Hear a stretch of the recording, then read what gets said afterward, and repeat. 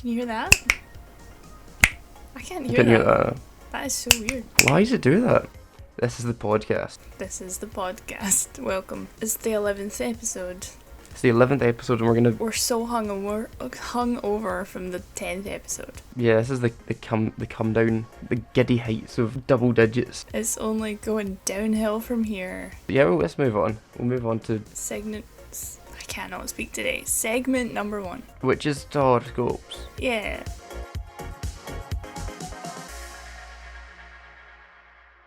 This is the horoscopes. If we discover any new houses, then we need to write them down and place them somewhere. Pisces scope astro style.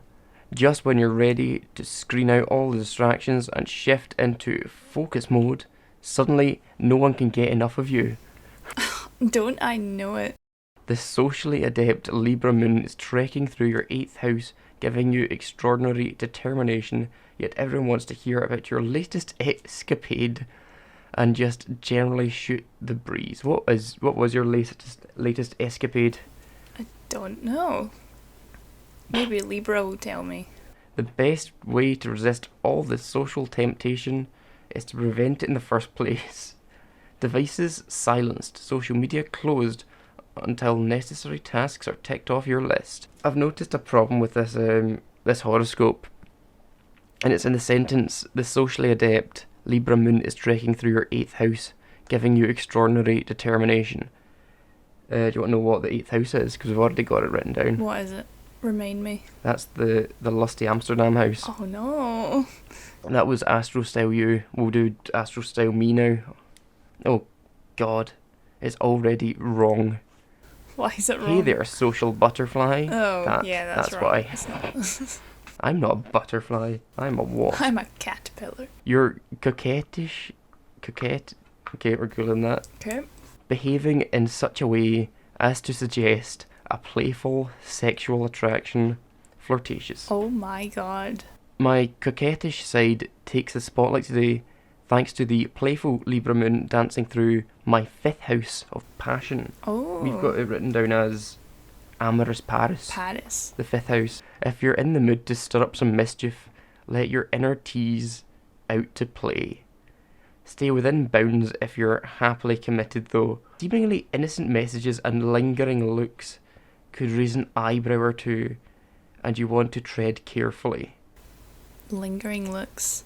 Like Jake Gyllenhaal in the background. Oh my god. He's looking at you. Got a creative project on the back burner? Now's the time to give it some love and bring it to a dazzling finish. We know what that means. We know what that means. Big things coming soon. Pisces scope. You have every intention of putting on the blinders and diving down a productive rabbit hole to complete your mission, but all of a sudden, everyone wants a piece of you. This sociable Libra moon is marching through your intense 8th house, powering up your determination. It's intense though. What is happening in that house? But people are coming at you left and right to ask about your weekend. Your best strategy for resisting the allure of pleasant conversation is to head it off at the pass. Close your door, silence your devices, and don't even think about checking social media, especially about your weekend. What happened this weekend that you don't want to talk about? I killed a man. Oh, that's a bit boring. I expected more than that. Yeah, me too. Oh my god, You alright? I have a stroke. With the coquettish Libra moon sashaying through your passionate 5th house today, your inner flirt comes out to play. Parenthesis. Not that it was ever hidden. I think it was. I didn't know you had a flirt in general. Exactly. Your trickster sign feels like making mischief, but sets the limits for yourself. What? But set limits for yourself if you're in a healthy, committed relationship. Prolonged eye contact and jokey banter could be misconstrued, so be careful not to cross a line. If a creative venture is languishing on the shelf, dust it off and breathe new life into it. Okay. Oh no, I couldn't find it. I was going to find my other screenplay that I've not finished. Oh, here it is. It's languishing on this shelf. Oh, there was no dust on it at all. Yeah, I see dust. I actually have been leaving it for too long. Oh my god. Notes to finish it, and I've not finished it. Well, now's your chance. The Astro Twins are telling you to do it. I can't, because I can only do one document on cell text at a time. That's so true. Right, what did we get? We're done. We're done. Let's... Twins. The twins are dead. Did you kill them? No. What are we moving on to now? Review time. Review time.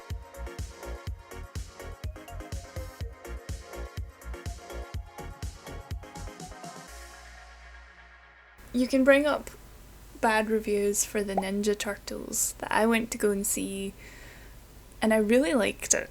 I really enjoyed it. It's very good and wholesome and fun. Is it as very good as the Mario? It's the best Ninja Turtles film, I think, out of all of them. I don't think I've ever watched a Ninja Turtles film. I've watched like some of the stuff that used to be on Cartoon Network or whatever it was, and did never knew what was going on, because they were like 5 minutes long. They were like bits of a longer story, and they were never in order. There was a 2003 version. Oh, that's probably the one I watched. There was a 2007 film that at the time I wanted to go and see, but no one else wanted to go and see it with me. Animated one? Yeah. It's so edgy and dark for an animated film. I liked it. Two of the turtles are just like kind of left to the side for some reason throughout the whole film. Whoever wrote it didn't know how to write like group dynamics. I think so. They just wanted to make two of them fight. This new one is the best one, I think. It gets the teen aspect spot on, because I think in other versions of them, they don't seem like teenagers, and they're always voiced by adults. I mean, that seems like it's got a relatively young cast. Yeah, I think it's a teenage cast. What was Seth Rogen's best line?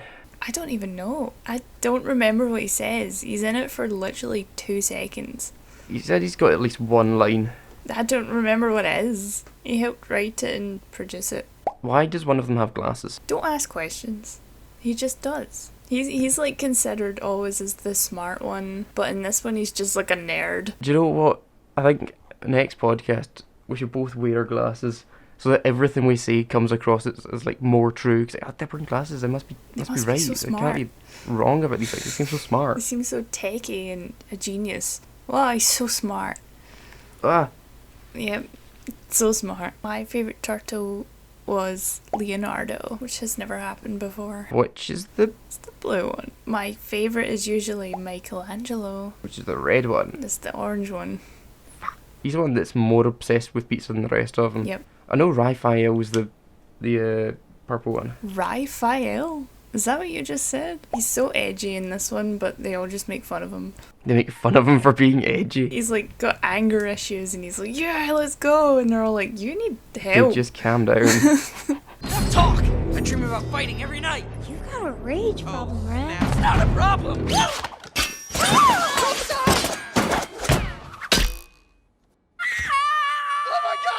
Oh my, I'm gonna be sick.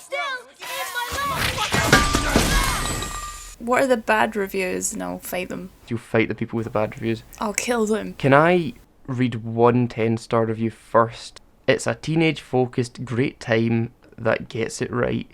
As an 80s/90s kid, lifetime Ninja Turtles fan, this is a new take on Ninja Turtles that was fantastic.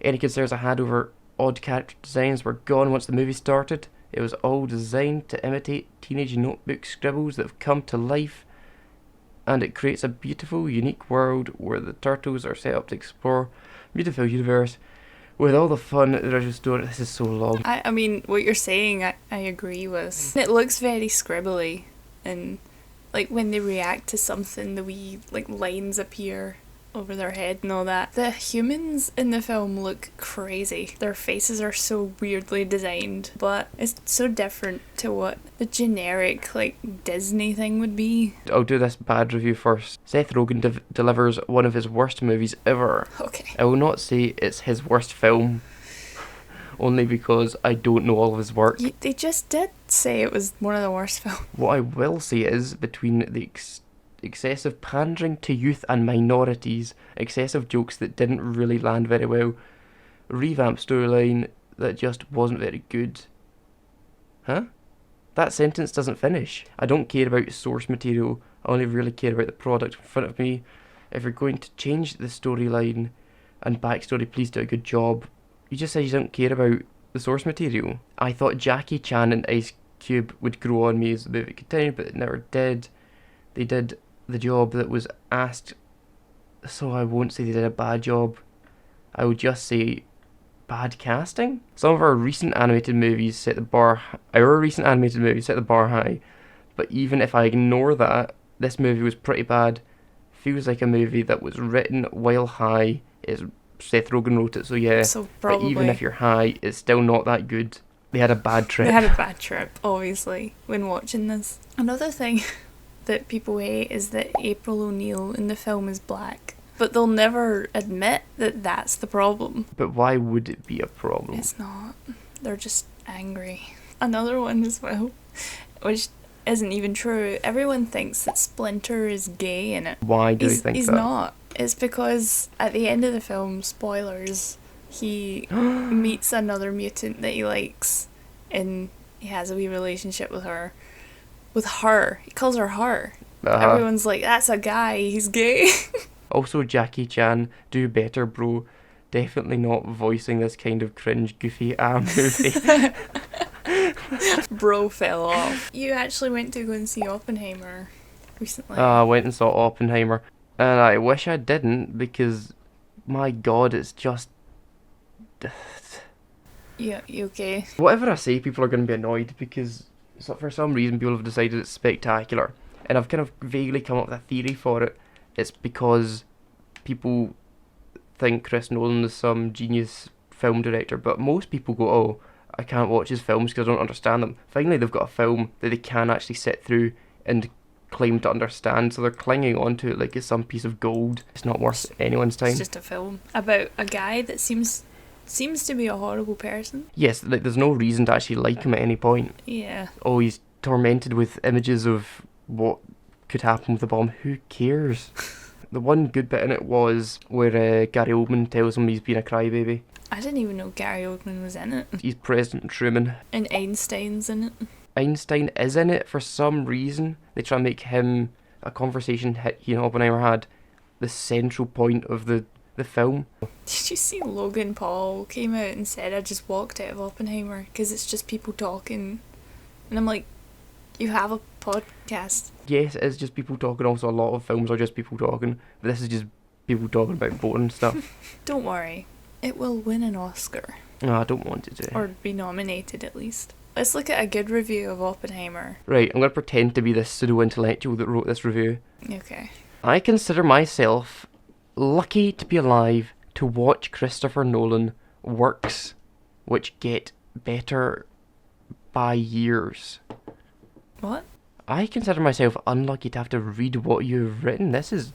The sass. Oppenheimer is, with no doubt, you mean without a doubt, is with no doubt going to be one of the best movies in the history.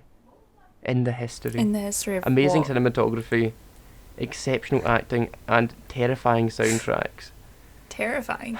All the cast are great, from Cillian Murphy, spelled wrong, who's going for the Oscar with this role, to Robert Downey Jr. and Emily Blunt, and finally Rami Malek, who has small scenes but you never forget. I didn't even realise that was Rami Malek. Nolan is back and delivers a fast-paced, thrilling biopic. I don't believe that for 1 second. Don't go and watch Oppenheimer, go and watch the Ninja Turtles and give that money. I concur. Let's move on to something a wee bit more fun. Let's do the quiz. Do you want to test to see if you really are Leonardo? Yeah. Who am I if I don't know which Ninja Turtle I am? You know? You can go first. I'll go first. First, what's the word that best describes you? Confident, wise, funny, smart, adventurous, rebellious. Funny. Funny, yes, we'll do that one. Next, pick a colour for your superhero costume. Red, blue, beige, black, purple or orange. Well, what you should do is pick one of the ones that isn't a turtle and see if you still get it. So... You'll probably end up with Master Splinter. Yeah. If you go beige. Okay, I'm gonna go purple though. Purple is a pretty cool colour. Oh god. If you could hang out with a group of Hollywood siblings for the day, who would it be? The Hemsworth brothers? Beyonce and Solange? I didn't know they were related. Jonah Hill and Beanie Feldstein? Jaden and Willow Smith? Billie Eilish and Phineas O'Connell? Or the Kardashians? I'm gonna pick the Kardashians just to take notes. Hang out with them and study them. Choose another comic book character who you'd want to have your sidekick. tell me. Oh yeah, I need to read them. You're I just just wait for you waiting. to say something. Superman, Superman, Spider-Man, Deadpool, Catwoman, the Hulk, or Joker. Deadpool. Yeah, yuck. Now it's time to face off against the villain. What song do you choose to play? Bad Blood by Taylor Swift. I'll click that for you. No need to move on. In fact, I'm actually gonna. Anything Taylor Swift. That one adds another one that I think you'd consider. Holding Out for a Hero by Bonnie Tyler. Does that overtake Taylor Swift? Yes, it does. I know you too well, apparently. Finally, pick an actor to star in an action film with. Chris Evans, Uma Thurman, Keanu Reeves, Jet Li, Giancarlo Esposito, or Jennifer Lopez. I mean, it has to be Keanu. You got Michelangelo. You're witty, creative, and very social. Like Michelangelo, you like to have a good time and have a unique ability to lighten the mood in any situation. Sometimes people might misinterpret your playfulness as a lack of care or interest, but deep down you take things very seriously and are always there when it's time to show up. He's just Whoa. like me for real. Now it's my turn. Your turn. What word describes you? Confident? No. Wise? Funny? Definitely. Smart? Sometimes. Only when I'm wearing my glasses. Adventurous? Sometimes. Rebellious? Sometimes. I'm gonna have to go with funny. If I'm gonna have a super costume, I'm gonna go with black so nobody can see me in the shadows so I don't get beat up as much. Good idea. I don't like any of these people. I'm just gonna go with the Hemsworths because They're just guys being dudes. comic book sidekick, I'm going with Spider-Boy. These are terrible songs, all of them. Apart from Holding Out for a Hero by Bonnie Tyler. Pick it. It's either Giancarlo or Keanu. I'm going to go with Giancarlo just so I don't end up with the same result as you. You got Superfly. You're confident, bold and fearless. Like Superfly, you have no problem speaking your mind and always stay 2 steps ahead of everyone. But also you love meeting new people and making new connections to advance your life. You're the villain of the movie. If you wanted a turtle, which turtle would you pick then to be? Probably purple. That's who we are. We're smart and funny. So we've now got the Hunger Games. But before we get to the Hunger Games, we need to bring some really cool people back from the dead.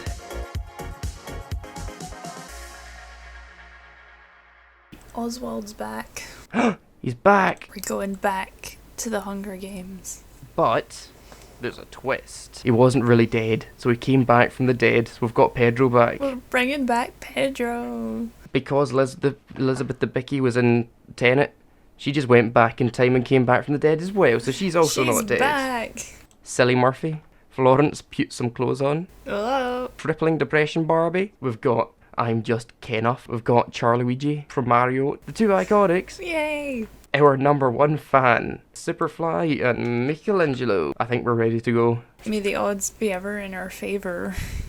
Michelangelo finds a bag full of explosives. God damn it. Chris Pratt shoots an arrow at Charluigi but misses and kills Crippling Depression Barbie instead. Her depression is cured. It put her out of her misery, I guess. Superfly accidentally steps on a landmine. The 2IcoNics gather as much food as they can. And you, our number 1 fan, finds a canteen full of water.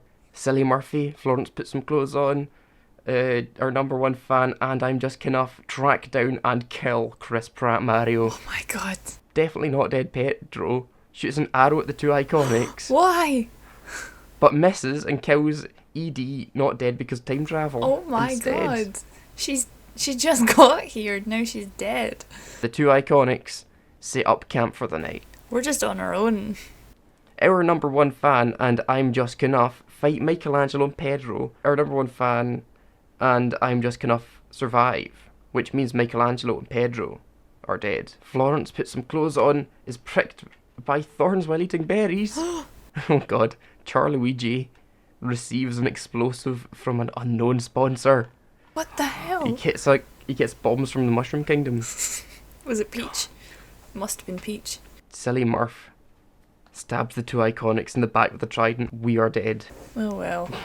We had a good run. I'm Just Enough sets an explosive off, killing Charluigi, you, our number 1 fan, and Florence puts some clothes on. Oh my god. No. They're all dead. I'm Just Enough and Silly Murph hold hands. They've found each other. Not only have they found each other physically, but emotionally too. Ken must have explained the patriarchy to him and was like, wow, You're right. Wow. They're in love. Silly Murph searches for firewood, Oh no. but while he's away from camp, while he leaves Knuff to do his own thing, I'm Just Ken wanders away from the camp and stands on a landmine. God damn One it. cannon can be heard in the distance. I'm Just Knuff has died this round. No. I wanted Ken to win. Silly Murphy, he didn't just win the competition, but he won love. He became death. That was Oh, Jesus. tragic. That was an emotional roller coaster. We didn't survive that. We'll be back. What do we want to do now? Oh, we could do like 2 or 3 suggestions for the meme format thing. Have you ever been at a party? Have you ever been at a party and know something anyone else doesn't know? This is this meme. They don't know I brought this hat from home. They don't know my tummy hurts. That will always be my favourite one because it's so true. They don't know I want to go home. They don't know I hate this song that's playing right now. They don't know I'm thinking about the Vietnam War. They don't know I failed an exam years ago. They don't know I'm wearing odd socks. They don't know I'm not wearing underwear. They don't know I'm thinking of boobs. And then someone from across the room is like, he's thinking of Hey, boobs. you're thinking about boobs, aren't you? They don't know I have a podcast. That's how memes are made. That's how memes are made. That's us making memes. Making dreams and making memes. Let's do an outro. This was the episode of the podcast. Yay! And thank you so much for watching, because you were also in the Hunger Games today, so... And you also died alongside us. Hopefully, we got buried together. Nicola, Nick, and your name. Do we need to do the Koopa Plectrum? We do. I can find it. That would help. See. Oh. 10-star review or 1-star review. Oh. Who's a 10? Who's a 1? We're actually both 10s. This is just for the sake of the podcast. The turtle is 10, and we're flipping for me. Right. You 10, me 1. I'm getting so many good reviews, it's unbelievable. I can have 9 mean- and give you another one. If this is up, I get another 9 added on. I get another 9. We're both 10s. We're both 10s. Goodbye. Goodbye. Bye.